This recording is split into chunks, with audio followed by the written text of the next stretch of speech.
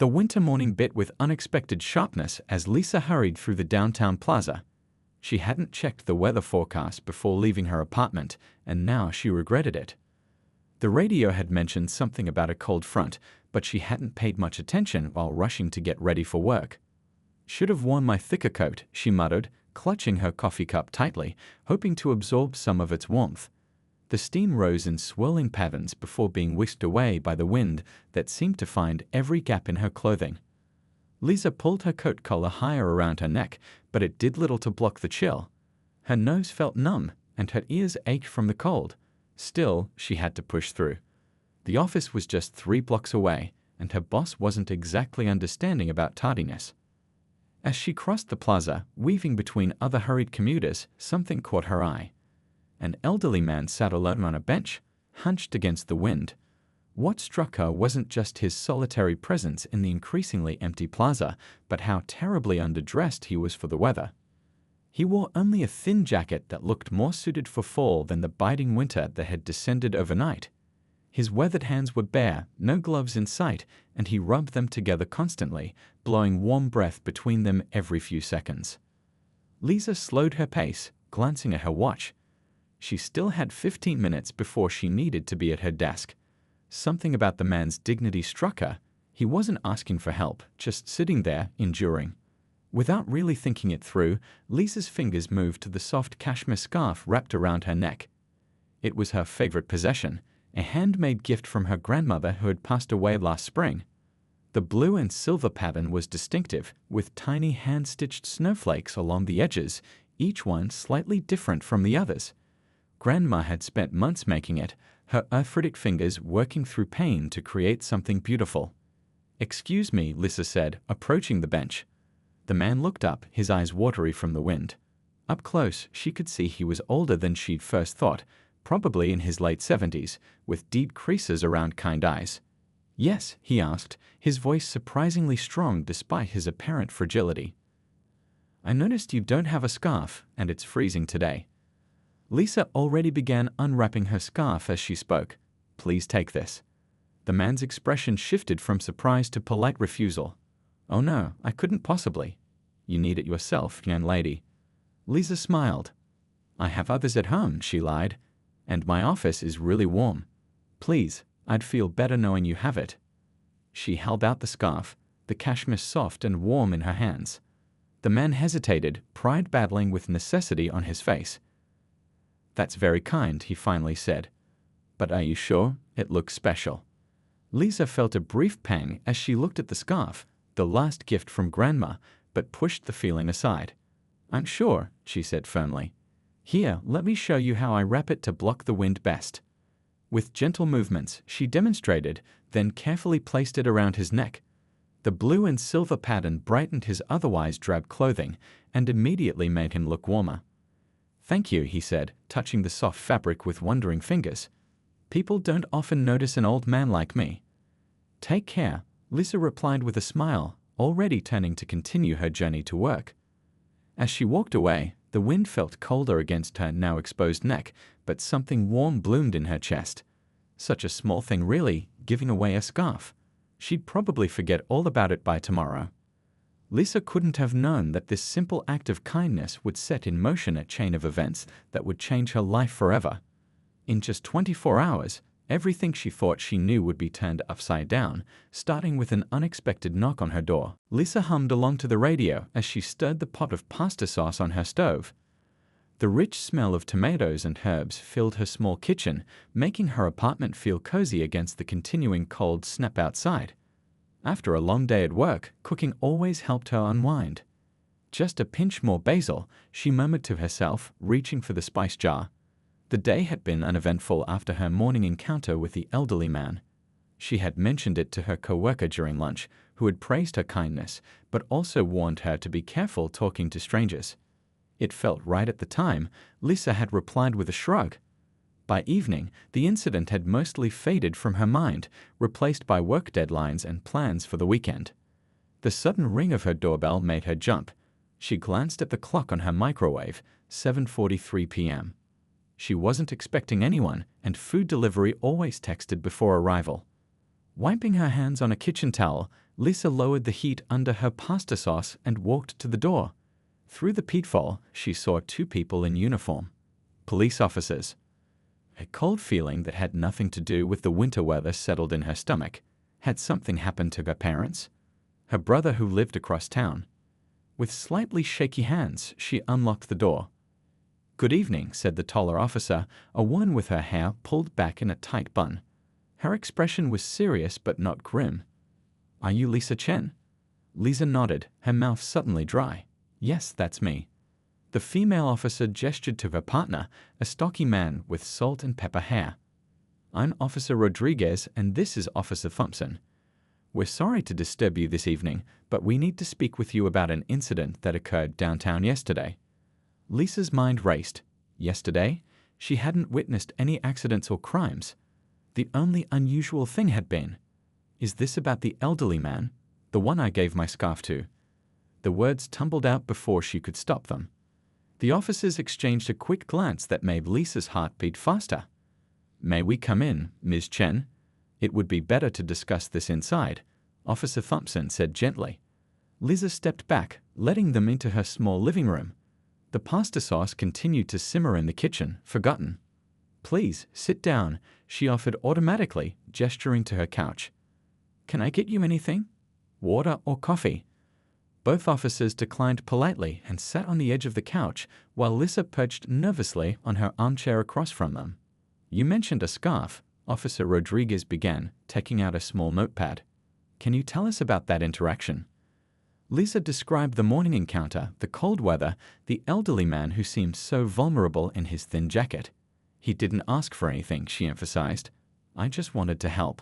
"Did something happen to him? Is he okay?" Officer Thompson leaned forward slightly. "The man you helped is fine, Ms. Chen. His name is Robert Bailey, and he's actually the reason we're here." "I don't understand," Lisa said, confusion replacing her initial fear. "Did I do something wrong?" "Not at all," Officer Rodriguez assured her. "But the man you helped yesterday isn't exactly who he appeared to be." She pulled out a photograph and handed it to Lisa. It showed the same elderly man, but standing straight in a suit, looking much more commanding than the vulnerable figure on the bench. "Robert Bailey is a retired detective," Officer Thompson explained. "And your interaction with him yesterday has led to a significant development in a case that's been cold for nearly 30 years.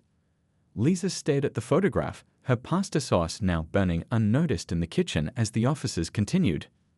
"We need to ask you some questions," Officer Rodriguez said, her pen poised over her notepad.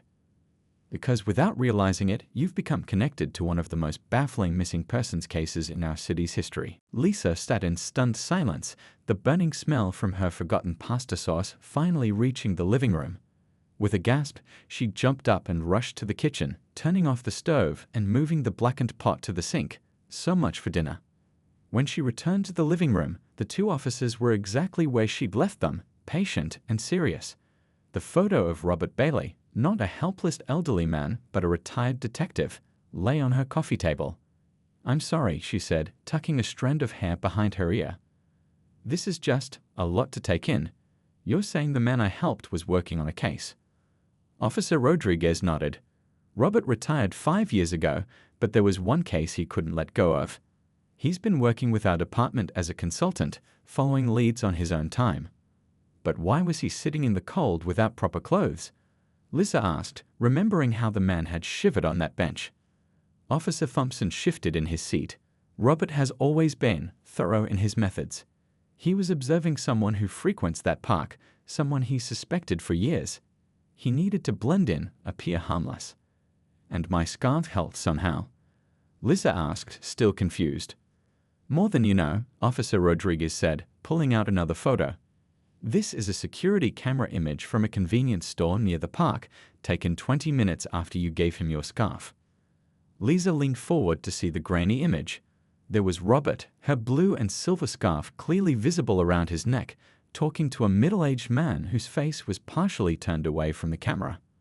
"The distinctive pattern of your scarf made it easy to track Robert's movements that day across different security cameras in the area," Officer Thompson explained.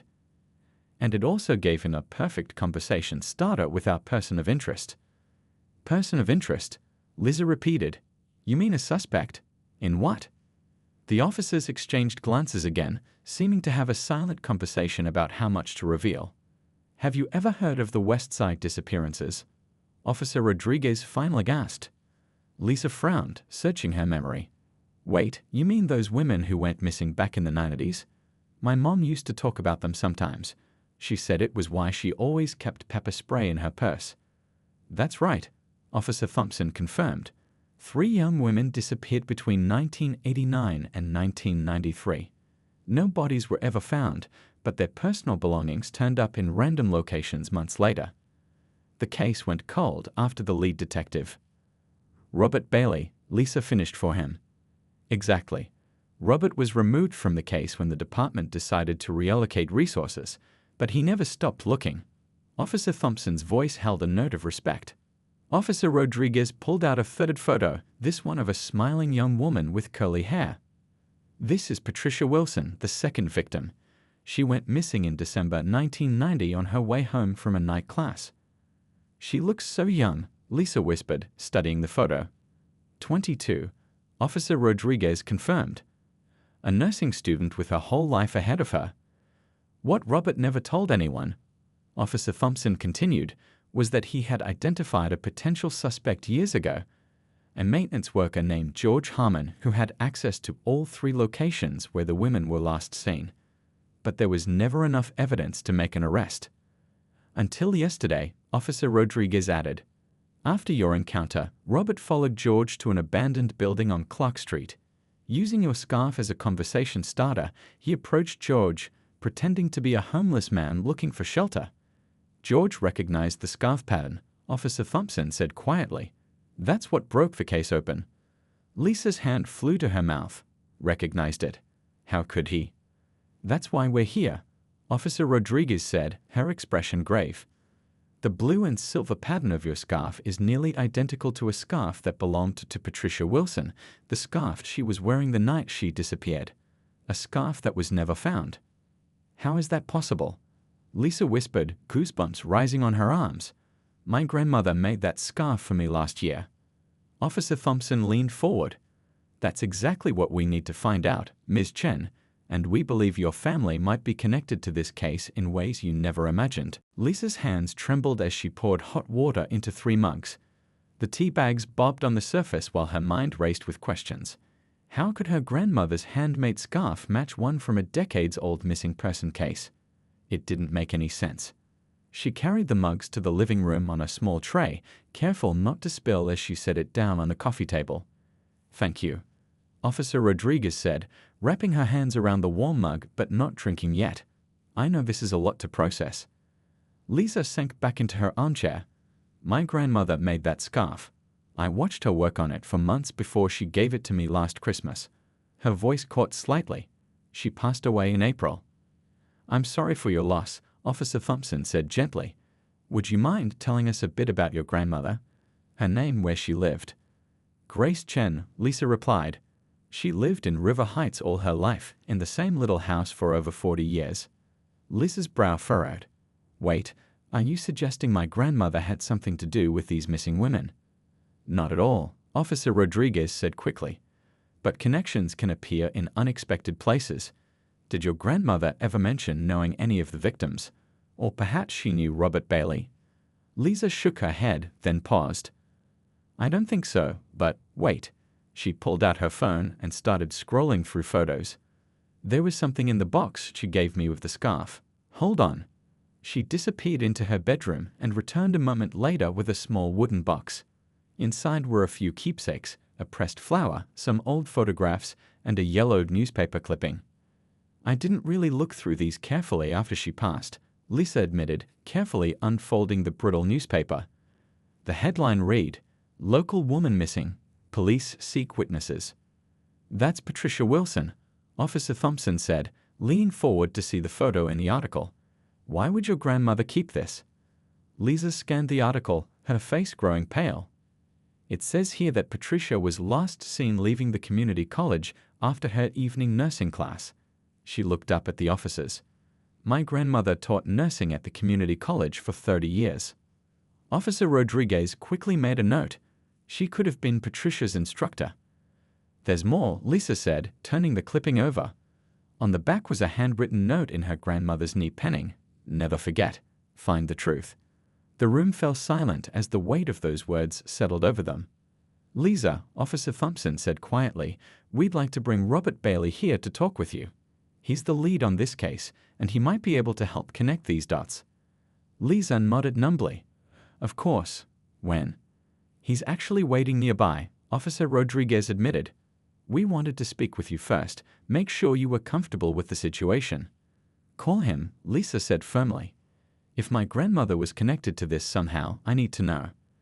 While Officer Thompson stepped outside to make the call, Officer Rodriguez showed Lisa more photos of the victims. The first was Jennifer Lee, a library assistant. The third was Diane Miller, a bank teller. All three women were in their 20s, all disappeared while walking alone at night. And no one was ever caught, Lisa murmured. The case went cold after 2 years of investigation, Officer Rodriguez confirmed. Until yesterday, when Robert followed George Harmon to an abandoned building and saw something that made him certain we had our man. The doorbell rang, making Lisa jump. Officer Thompson opened it to reveal the elderly man from the park, now standing straight and alert, Lisa's blue and silver scarf still around his neck. Ms. Chen, he said, his voice stronger than she remembered. Thank you for seeing me. Mr. Bailey, Lisa nodded, gesturing for him to come in. I believe you have my grandmother's scarf. The old detective's eyes widened slightly. Your grandmother's? Yes, Lisa said. And I think she wanted me to find you, even though she never told me why. Robert Bailey lowered himself carefully into a chair, his weathered hands gently touching the scarf. I believe your grandmother and I have been looking for the same man for 30 years, he said quietly. And thanks to you, we might finally have found him. The clock on Lisa's wall ticked past midnight, but nobody in the apartment seemed to notice. Robert Bailey sat at her kitchen table, old case files spread before them. The 2 police officers had left an hour ago to get a search warrant, leaving Robert to explain everything to Lisa. Your grandmother came to me in 1991, Robert said, his finger tracing the edge of a faded photograph. After Patricia disappeared, Grace was convinced one of the maintenance workers was involved. George Harmon, Lisa whispered. Robert nodded. Grace noticed him watching the nursing students, especially when they left late classes. But the department didn't consider her suspicions strong enough to pursue. We had other leads at the time. So what happened? Lisa asked, picking up a photo of her grandmother from 20 years ago. In it, Grace looked serious, determined, a different person from the gentle grandmother Lisa had known. We kept in touch, Robert explained. Your grandmother started keeping notes on George's movements, his work schedule. She was careful, but passionate about finding justice for her student. That doesn't sound like the grandmother I knew, Lisa said softly. Robert's eyes softened. After the case went cold, Grace worried her involvement might put her family at risk.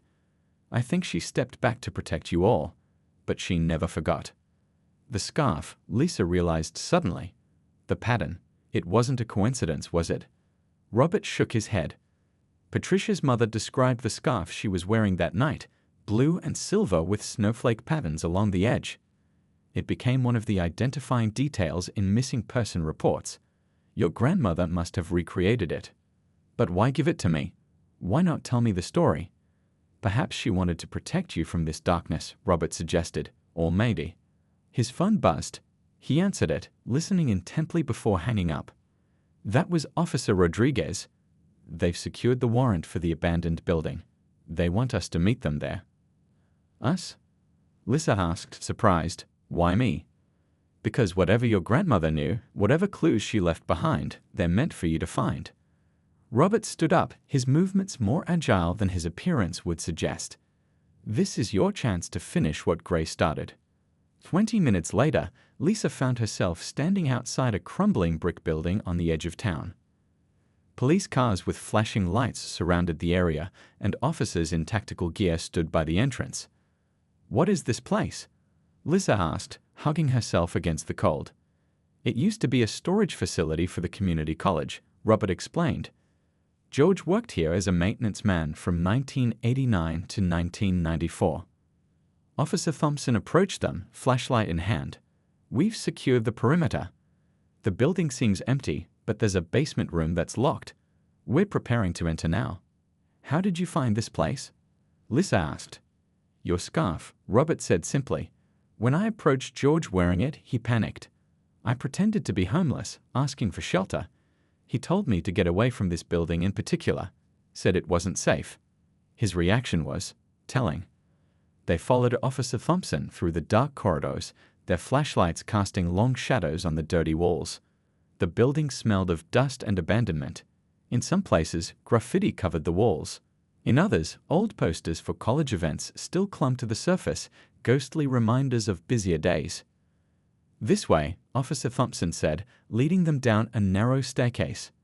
At the bottom, a group of officers stood before a heavy metal door. Tools had been brought to break the padlock. Stand back, one officer warned, bringing bolt cutters to the thick chain. With a snap, the chain fell away. Two officers pushed the door open, shining bright lights inside.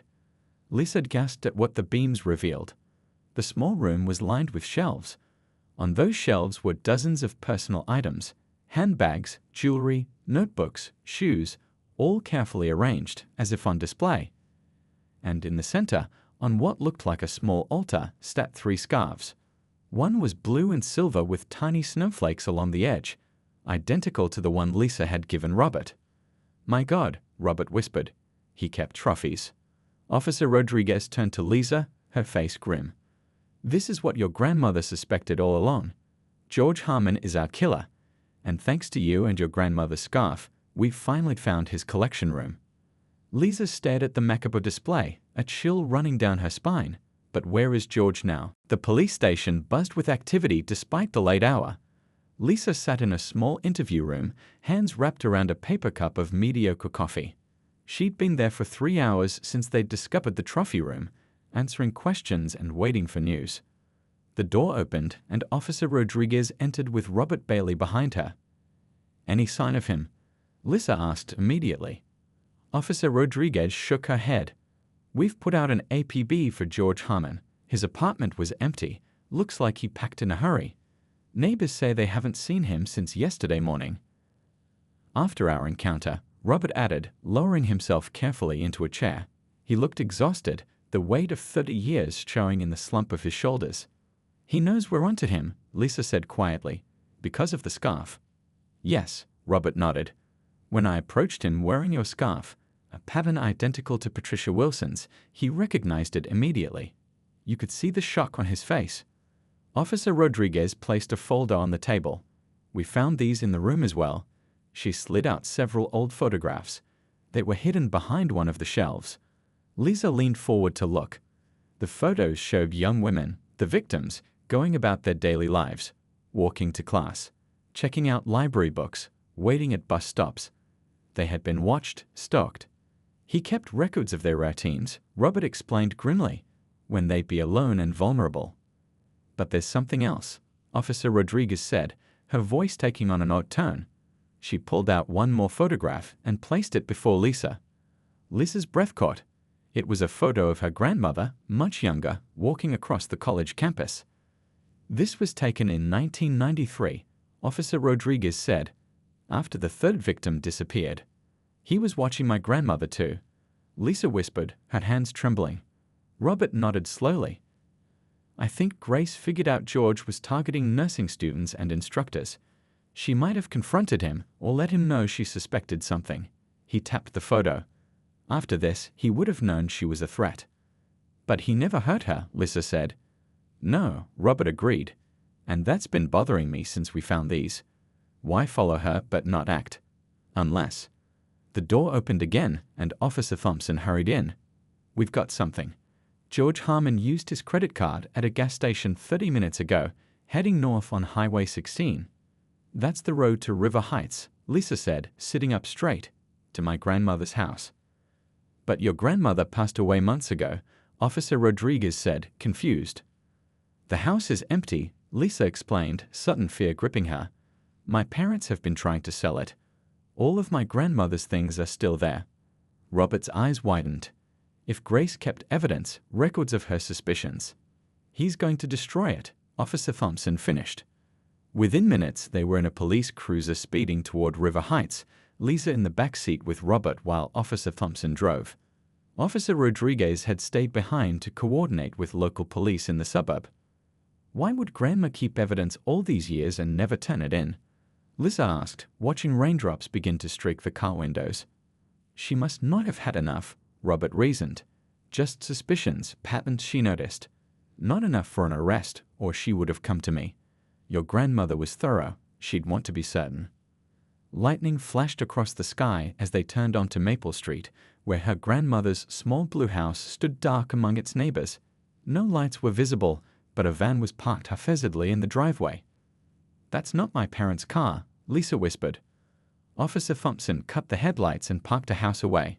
Stay in the car, he instructed, checking his weapon. Backup is 3 minutes out. My grandmother had a hidden safe, Lisa said suddenly. Behind the painting in her sewing room. Nobody knew about it except me. She showed me once when I was little, made me promise to keep it secret. Robert and Officer Thompson exchanged looks. If George is looking for evidence, that's where it would be, Robert said. And I'm the only one who knows where it is, Lisa added, her voice steadier than she felt. A crash from inside the house made them all jump. Glass breaking, then a beam of flashlight visible through the front window. He's inside, Officer Thompson said grimly. And we can't wait for backup. Rain poured down as Officer Thompson spoke urgently into his radio, requesting immediate backup. The small house looked ordinary from the outside, but knowing George Harmon was inside made it feel menacing. I need to go in there, Lisa whispered. The safe is hidden. He'll tear the whole place apart looking for it. Absolutely not, Officer Thompson said firmly. This man is dangerous. We wait for backup. Another crash echoed from inside the house, followed by the sound of furniture being overturned. He's destroying everything, Lisa said desperately. All my grandmother's work, all the evidence. Robert placed a weathered hand on her arm. Your grandmother protected this evidence for 30 years. She wouldn't want you risking your life for it. Suddenly, the back door of the house flew open. A flashlight beam bounced wildly as a figure ran into the backyard. Police, stop! Officer Thompson shouted, sprinting after him. Before anyone could stop her, Lisa bolted from the car and ran toward the house. Rain soaked through her clothes instantly as she dashed up the familiar porch steps and through the unlocked front door. Inside, chaos greeted her. Drawers had been emptied onto the floor, furniture upended, picture frames smashed. She navigated through the mess toward her grandmother's sewing room at the back of the house, heart hammering in her chest. The small room was in similar disarray, but the painting, a simple landscape of mountains, still hung on the wall, slightly crooked. Lisa rushed to it and swung it aside, revealing the small wall safe behind it. With trembling fingers, she entered the combination, her own birthday, just as her grandmother had shown her years ago. The safe clicked open. Inside was a single manila envelope, thick with papers. Lisa grabbed it and turned to leave when a shadow fell across the doorway. George Harmon stood there, drenched from the rain, his eyes wild. In one hand, he clutched a crowbar. That belongs to me, he said, his voice surprisingly calm. Lisa backed away, clutching the envelope to her chest. My grandmother knew what you did all those years ago. Grace was smart, George said, stepping into the room. Too smart for her own good. But she made a deal to stay quiet. A deal? Lisa's back hit the wall. There was nowhere to go. Her silence for her family's safety. George took another step closer. But now you've ruined everything with that scarf. You brought that detective back into it. Why did you keep them? Lisa asked, trying to buy time, hearing distant sirens. The scarves, the personal items, why not get rid of them? Something dark flashed across George's face. They were mine to keep, memories of special moments. He raised the crowbar. Now hand over the envelope. You'll have to kill me first, Lisa said, surprised by her own courage. That can be arranged. George lunged forward. A deafening bang filled the small room as Officer Thompson appeared in the doorway, his weapon raised. George crumpled to the floor, the crowbar clattering beside him. Lisa, are you hurt? Robert appeared behind Officer Thompson, his face pale with worry. She shook her head, still clutching the envelope, her whole body trembling. 6 months later, Lisa sat in a crowded courtroom, watching as George Harmon was led away in handcuffs. The trial had been long, but the evidence in her grandmother's envelope had been damning. Detailed journals tracking George's movements for years, photographs, even maintenance schedules showing he had access to each location where the women disappeared. Most shocking had been her grandmother's personal letter, explaining everything. Grace had suspected George after Patricia's disappearance but couldn't prove it. When she started investigating, George had threatened her family. Rather than back down, Grace had made a pretend deal, her silence for their safety, while secretly gathering evidence for years, waiting for the right moment. She was braver than I ever knew, Lisa told Robert as they left the courthouse together. In the months since that rainy night, he had become like family. Robert nodded, touching the blue and silver scarf around his neck. The same one Lisa had given him that cold morning. He'd had it cleaned and kept it as a reminder. "Your grandmother knew someday you would give this scarf to the right person," he said gently. "She trusted you would finish what she started." Lisa looked up at the clear spring sky. "I never imagined a simple act of kindness would solve a 30-year mystery." Robert smiled. "Sometimes the smallest gestures create the biggest ripples. Your grandmother knew that. And now, thanks to you, 3 families finally have closure and a killer is behind bars." "All because of a scarf," Lisa said softly, walking beside her friend into the sunshine.